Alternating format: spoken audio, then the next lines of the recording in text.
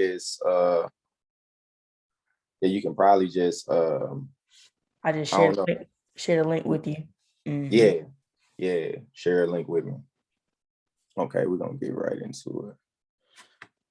All right, welcome back, world, to the Verbal Intercourse Podcast. Got your host, Nick Walker, back with you today. Shout out to all the supporters, shout out to all the listeners, all the people that's been purchasing merch. We are very appreciative. And today we have a very special guest. I'm glad she's able to spend a little bit of time with me today. Dr. Nashlie Sephus. Sephus, right? Sephus, yep. Sephus. Okay. And it's very nice to meet you. How you doing today?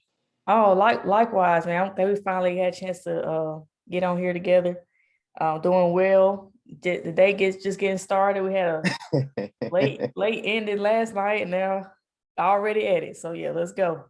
I already at it. Okay. So yeah, we're gonna get right into it. I know you got a busy day, and I just wanted to chop it up with you because I've been keeping up with you, looking at the things that you've been doing, and I find it very inspirational. And we're all proud of you in Jackson, Mississippi, and all of the accomplishments. So, I'm gonna start off by just bringing up some of your accomplishments. You got a BS in computer engineering from Mississippi State in 2007. Then you graduated with your PhD from the School of Electrical and Computer Engineering at Georgia Tech in 2014. Mm-hmm. Currently, you're an applied scientist at Amazon, correct, in artificial intelligence?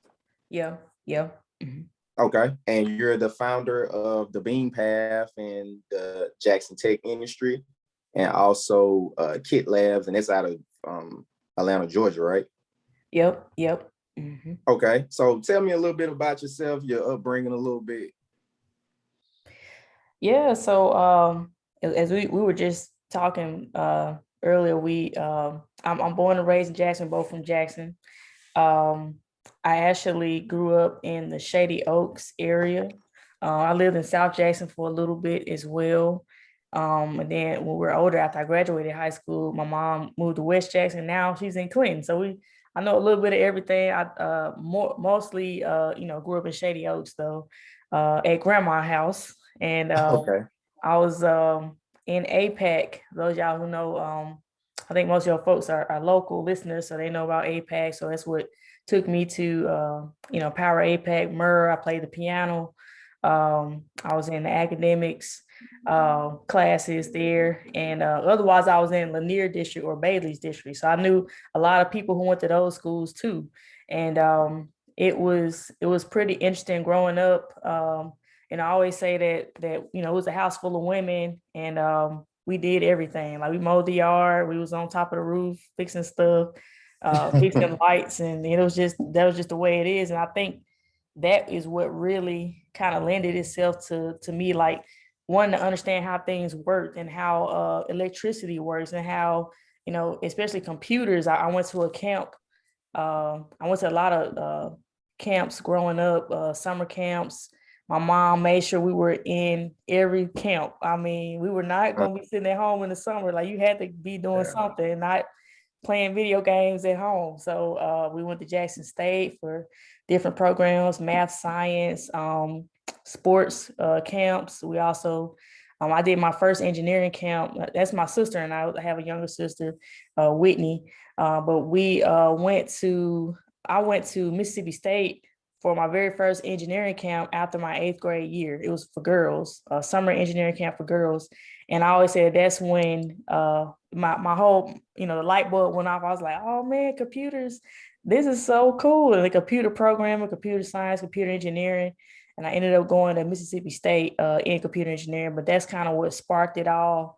Because as of course, as we say, it wasn't a lot of people doing that, in my community. And I didn't know any, and we have a lot of, especially in Jackson, a lot of Black businesses. It's a majority Black city, but it didn't feel as empowering as it could have been. And I think one reason of that is because we didn't have a strong technology base in our community to learn from. And so, and we had a lot of other great things to learn from, but that, to me, that was the piece that was missing.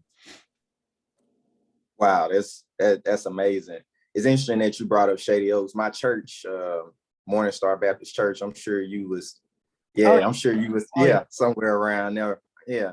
And so you also mentioned these early enrichment programs. My mother was the same. She always kept me and stuff. Did you ever go to like I think it was called Pace and CSET at Jackson State? That was that was the one that I was in. Yeah. I couldn't remember. I still got T-shirts with that on it somewhere around here. But yeah. Yeah, I did too. But yeah, like you previously stated, I'm a little bit younger, so I probably came after you. But yeah, I was definitely in those programs too. We used to get the free TI 82 TI, whatever the yeah calculator. And that was a lot of it. That was, word got around that, oh yeah, if you go here, you get the free calculator. So that's what we was in there. I was like, okay, this worth it, like. Yeah, definitely. So you brought up previously, you grew up in Jackson, Mississippi, and me and you both know it's a predominantly Black area. And so when you go to college and when you go to grad school, you're kind of you're in predominantly white spaces at that time. Was it did you have a hard time adjusting to that initially? Yeah. And I didn't mention that I played the piano at churches too. And so I knew like the jazz piano, classical piano, gospel piano. And when I was getting ready to graduate from Murrah, I had to make a decision. Do I want to major in music or do I want to major in computer engineering? And I said to myself, I can always be a musician. Nobody can take that away from me. But the engineering, I'm gonna need some more training on that to be an expert at it. So I said, well, I'm gonna major in that. But little did I know, it was just kind of led by passion. I thought it was, definitely something I was interested in and wanted to learn more about. But the naive side of that, I had no idea I would be the only Black person in most of my classes, the only female. Sometimes, especially when we got into grad school, the only person born in the United States, like in my lab space. And that's the reality of what some tech teams look like, especially at these big tech companies, And so, if you would have told me, yeah, you're going to spend while your friends out there partying on the yard, you're going to be in the lab, And I did, I pledged Delta Sigma Theta down in Mississippi, up there in Mississippi State. And, they'll tell, my line sister will tell you, I was at the party, but after that, I said, all right, y'all, I got to go to the lab. We got a lab in the morning, so I'm going to see y'all later. Spending nights over there ordering pizza, and, that's just how it was. It was a rough program. I could definitely, not within a year into my program, how they say, look to your left, look to your right, you might be the only person. And I was like, oh, that was for real. That was for real. Yeah. Like all the Black people was gone. I was like, what happened? So that's just how it. But I stuck with it because I knew that that's what I knew that that's where I was supposed to be, and I had some really great mentors to help me along the way. One lady, Dr. Donna Reese, she was used to be chair of the department at Mississippi State. She, again, not many women. She was a white woman who she had a heart for anybody and everybody. And she kind of took me under her wing. She was like, you know what, you can get it. You can get to where you need to be. You just gonna have to work a little bit at it. But you're talented, you're smart, you can do it. And sure enough, I did. I stuck with it. I got so many scholarships, and I didn't really even have that many going in. But by the time I finished, even my PhD, I had never had to come out of pocket for school. Wow. So I always had some opportunity. Every time, they would get an opportunity like studying abroad or internship.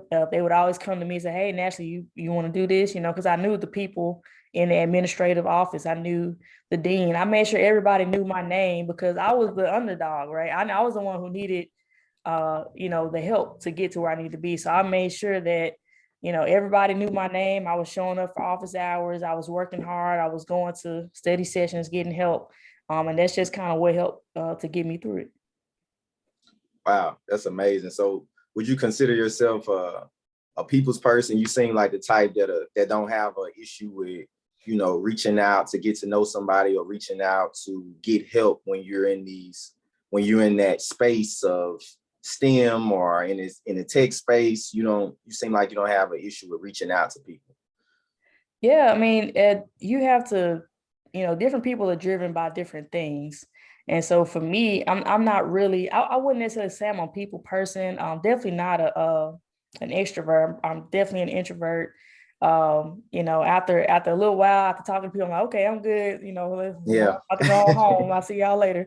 But different things drive different people. So I knew that in order for me to get help, I always say, don't struggle in silence. If you need help, if you need to know something, find out, ask somebody. It's best to learn from other people than to make the same mistakes over and over. And so I think it was really important for me to understand that, hey, I can't just sit here to myself and just, not grow as a person. That means actively finding mentors, actively finding people that can help sponsor different activities. And especially with our nonprofit now, how do you build those partnerships and those sponsorships with those corporations and those government agencies and those other organizations that can complement what you're doing? And that just kind of took me really far into everything that I'm doing nowadays, even from working at Amazon. How do you build these relationships within the company, which is a huge company? How do you navigate that to get to where, you can actively create change within the company, like change for better? How do you find those partnerships with the nonprofit? How do you build a tech hub? Like who knows how to do that, in a place like Jackson? So I'm not the expert. So that means I have to rely on other people. Dope. One thing that, from me researching you and kind of following you on Instagram, I can tell that you're really about the empowerment of Black people. And you're really driven by the fact that, us as Black people, we haven't had these advantages. And so you're trying to bring it to the state and a city that's in dire need of help in all forms of fashion. So I'm really inspired by that, and that's amazing. Oh, thank you. Thank you. Yeah, I appreciate it. Definitely. So we're gonna switch gears a little bit. Black STEM alums and majors and people that work in STEM or health-related professions, they're always talking about the importance of Black students pursuing degrees in STEM, because due to the mass variety of opportunities in these fields, anywhere from engineering to medical school or dental school or whatever you might want to pursue. I saw on your websites and stuff that you do scholarship programs and stuff like that. Do you have any type of enrichment programs or internships for like grade school or college students that's looking to develop that knowledge base before they go to these STEM majors, or even in undergrad or grad school, when they try to just develop that knowledge base so that they won't have to deal with the big learning curve? Oh yeah. So the work that we do at the Bean Path, which we started back in 2018, my team and I, we wanted to sow these technical seeds. So Bean means, it's actually a computer programming term. A lot of people didn't know, but Bean, people think as a seed that grows into something bigger, that has like this path that you follow. So we want to help people find their path with technology and understand how you can use technology as a tool to do whatever it is you're trying to do, whether you're in agriculture, whether you're a farmer, whether you're in the medical field, whether you're a journalist. You need to use some type of technology, and it can be used for your betterment. And we wanted to make sure that, one, we were showing people how to use these tools, making sure they know that they were available and make them aware of them. And we wanted to make sure that youth coming up, we could, convince and encourage them to pursue technical fields. There's a huge shortage of Black and brown people in STEM across the country. That is going to be the jobs that are most available. And there's this huge shortage for that. I know we got shortages for everything, but even before the shortage, we had a shortage in this. So this is even worse shortage right now. And so if we can at least inspire somebody to grab a hold of some topic. So we have programming we do for youth, as well as for older people, for entrepreneurs. We train people to be CTOs, chief technology officers, like what I was at the startup company Park Pick, that we actually sold to Amazon.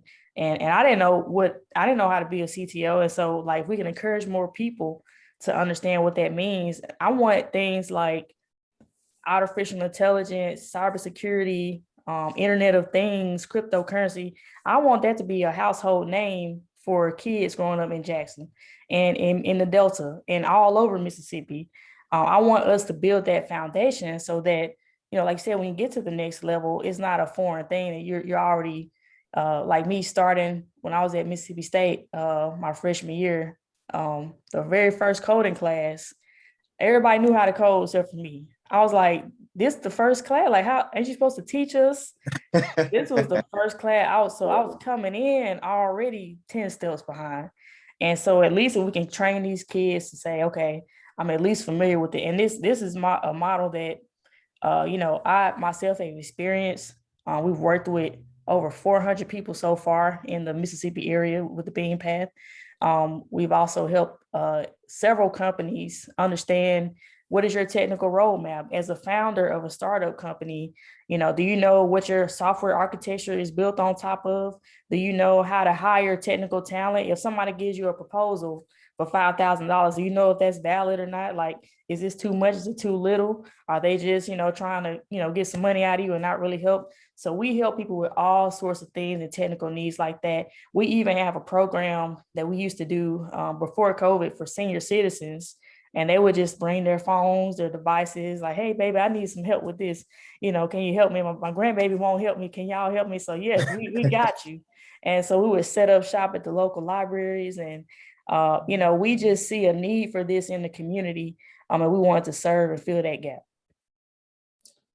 Wow, that's dope. So I'm sure, like you said, you get a lot of the older population that really don't know how to work these type of devices or whatever. When you say technical roadmap with a business owner, what does that mean? So a technical roadmap, it involves all the steps to get from point A to point B. That means hiring a team. That means, okay, what kind of people do you even need to hire? Okay, What are you trying to build? What is that architecture built on top of? What different components? Like there's several different programming languages. You got JavaScript if you're trying to do web development. You got Python if you're trying to do back-end development. You got app development like Swift and Android. What is it that you're trying to build? You're probably going to need some databases to hold some data in there somewhere. What kind of database do you use? Now, we help you find the answers to all those things.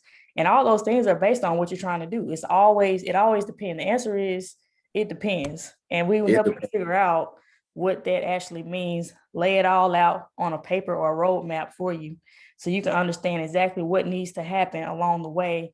So you can be better prepared as a business owner. You'll know how much money you need to raise. You'll know how many people you need to hire. You'll know what you need to hire for. What are the milestones you need to be checking for? That's everything that we help people with in their technical roadmap. Dope.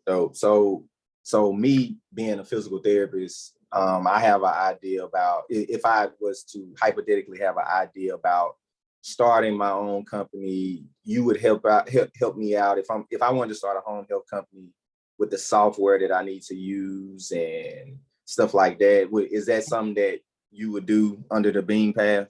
Oh yeah, absolutely. So we have a program called CTO to go.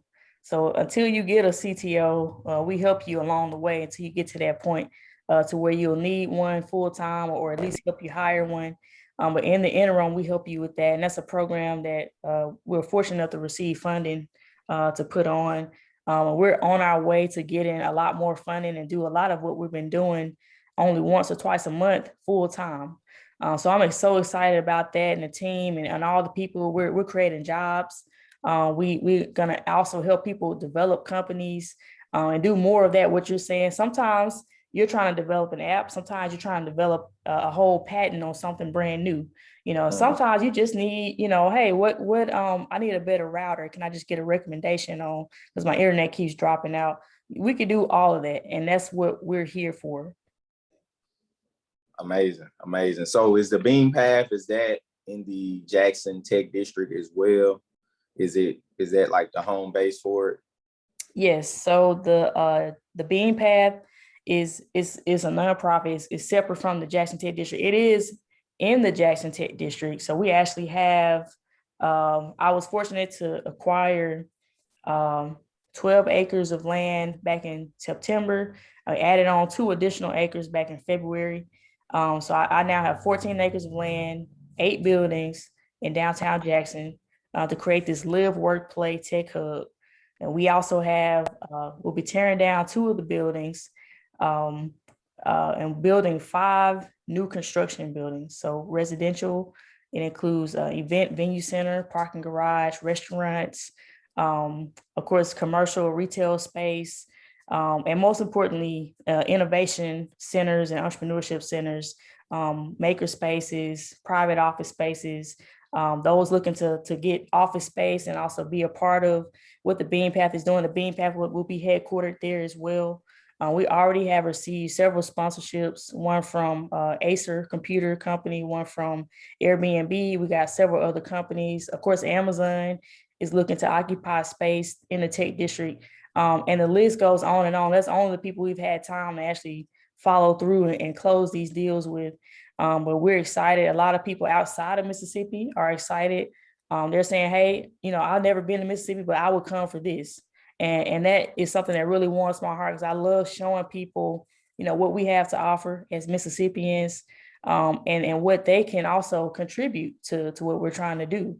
And so, yeah, the Beam Path is a subcomponent of the Tech District, but the idea is to bring together a lot of different people and organizations that have been doing the work, but just creating a centralized place where we can grow even stronger, from the academia to the investors, to the founders, to the tech talent, the whole tech ecosystem, and make it a place that's fun to go and hang out, because we got to convince people, some people are not really into computers. They might not be into technology. But if we having music festivals and shutting down Gallatin Street and having Jubilee Jam and things like that over there, and then we sneak in a little hackathon, we sneak in a robotics competition, and before you know it, you're doing tech stuff you never thought you would be doing. So that's the whole idea behind it. Wow, that's amazing. I saw you was talking a little bit about how difficult it was to attain the land to even start the district. Talk to me a little bit about that. Yeah, so it's no secret that Jackson is a predominantly Black city with very little Black ownership in land, especially in the downtown Jackson area. We have seen, the rise and fall of Fear Street historically, similar to the Black Wall Streets and places elsewhere in Tulsa. And so I was very empowered to and determined to make this project happen, regardless, getting, pushback, resistance, people who, first of all, what is a tech hub? Second of all, why do that here in Jackson and in Mississippi? Third of all, you don't look like the typical person who would, buy land and be successful. Even though I have a proven track record, I've sold a company to Amazon, I have a PhD in technology, I have a successful nonprofit, and it's just some of those things. And you got some banks that, want to work with you. You got some that don't. So you just got to know. You got to do your research. You got some very conservative folks out there, and you got some that are more willing to take a chance on you. And that's something that I've learned, and I'm still learning as we're navigating through this project. People are often, it's human nature to kind of be resistant because of, and I know what's happened with other projects. I've seen some things, for example, Metro Center Mall, for example, but I am not that person. I am who I Right. am, and I can do what I can do. But you'll see more people start to jump on board the band. They call them bandwagon, but that's just human nature. Like, you'll get more supporters the farther you go. Oh, okay, this is really going to happen. I might as well, support. And that's just how it's been. But I'm here for the fight. I'm here for the challenge. And most importantly, when I'm done, and as I get through the milestones, I want to educate other people on how to do this, and write a book, and document everything that we're doing. Because it's not rocket science. It's a method to the madness. And I just wish more people would share how it's done instead of having to scramble to find somebody. So that's something I'm also dedicated to, educating other people on how to overcome those barriers and those struggles, to do a project like this. Yeah, I mean, I think it definitely takes a big leap of faith, and I think you definitely took the big leap, and it's coming back, and it's amazing to see what you're growing. So, I know you're a busy woman, so I'm gonna get one more last question in. Who inspires you? Like that, name that one person that's very influential to you, that you saw, or you was in their presence, and you kind of get that inspiration to do all of the things that you've done or continue to do. Yeah, so I would have to say, my grandmother, because I know, um, she's like the matriarch of the family, and it's actually her birthday today, 84 years young. And Okay. but I always say that, people like her, and our ancestors, they went through a whole lot more to get a whole lot less. Mm-hmm. So I can at least do what I'm doing, to keep moving the needle a little bit. It's not going to all happen in my lifetime, but I feel like people like her, seeing what she was able to come through, and still to be, as happy and as pleased with life as she is. It's really inspiring. I'm like, I don't know how somebody can do that and live through everything, the 50s, the 60s, the 40s, and still come out on top, and be just as inspired by the things that are happening today. And I think, she's definitely somebody who drives me. Strong woman, raised the whole family, mostly by herself when her husband passed away. And so I think, it's something that keeps me going. That's amazing, man. I think we all find inspiration in grandmothers and mothers and everything, and we all excited to see what you're doing, and definitely gonna support Jackson Tech District and the Bean Path. I'll probably be hitting you up about some business stuff that I'm gonna try to get off the ground, but I'm definitely Absolutely. appreciative. I'm definitely appreciative to have you on my podcast today. And I was a little nervous because I was like, she's like really. No, we I was just like she's really accomplished. And sometimes I be like, I forget that I got a doctor by my name too. So, but because yeah. I don't never really just think about it, but I'm definitely happy to have you on my podcast today, and very appreciative that you some time out your busy day. So and we definitely gonna end it off. Could you end it off with any words that you could give somebody, any words of inspiration today that you could give to someone? Sure.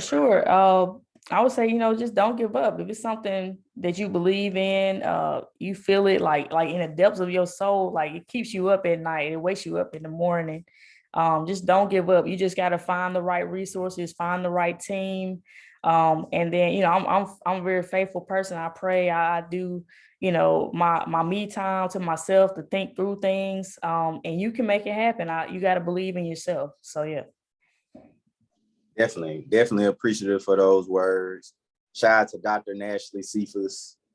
Be on the lookout for the Jackson Tech District, Bean Path, all of the above. Thank you for being on the podcast, and we out. Yes, sir. Thank you. Thank you. Yeah, just send that